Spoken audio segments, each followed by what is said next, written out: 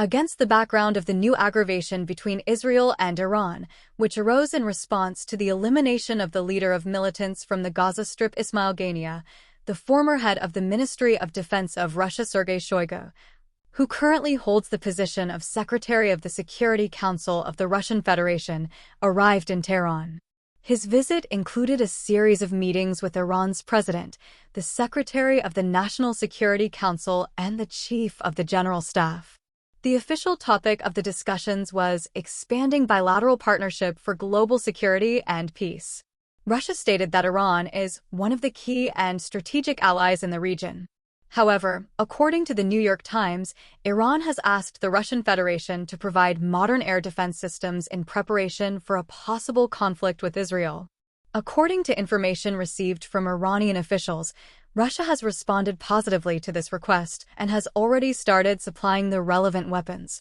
This request of Iran is related to Israel's threat to destroy all Iranian nuclear facilities. Despite the fact that Iran has a fairly powerful air defense system, it includes 4 S-300 Mu-2 divisions received from the Russian Federation under a 2007 contract, 3 S-200 divisions, an unknown number of Bavar 373, an Iranian air defense system allegedly close to the S-300, unknown number of Talash/15Th Khordad, long-range SAMs with a range of 150 kilometers, about 50 MIM, 23 Hawks and their Iranian Mersad counterparts, 29 Tor air defense systems contracted in the Russian Federation in 2005, 9 HQ, 2 air defense systems, a Chinese copy of the S-75.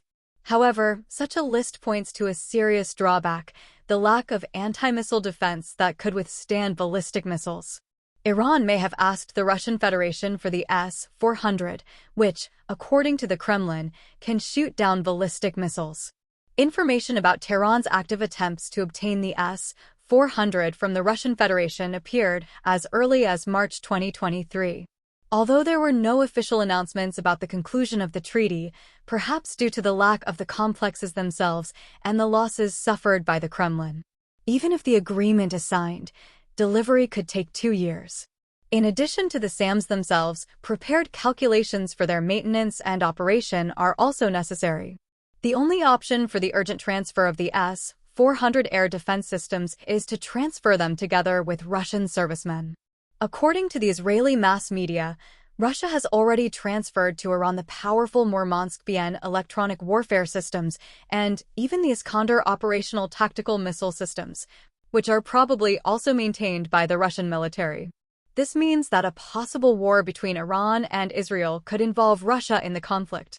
This is not the first time for the Kremlin, as Soviet troops have participated in conflicts in the Middle East, for example, during the Arab-Israeli War of Attrition, when Soviet troops were stationed in Egypt and actively participated in hostilities. A strained relationship between Israel and Iran could have far-reaching consequences for the entire region. Russia's intervention may escalate the conflict and draw other states into it. Western countries, in particular the United States, may be forced to reconsider their policies towards Iran and Russia, as well as increase support for their allies in the region, in particular Israel. Iran, for its part, seeks to strengthen its defense capabilities against the threat from Israel, which has repeatedly declared its readiness to use force to prevent the development of Iran's nuclear program. The supply of modern air defense systems from Russia could significantly improve Iran's ability to withstand Israeli strikes, but could also lead to new sanctions and international pressure on Tehran. The situation remains tense and unpredictable. The international community should closely monitor the development of events and take the necessary measures to maintain peace and stability in the region. The involvement of diplomatic channels to de-escalate the conflict is an important step to prevent large-scale military actions that could have catastrophic consequences for the entire world. Thanks for watching. Like, comment, subscribe to the channel.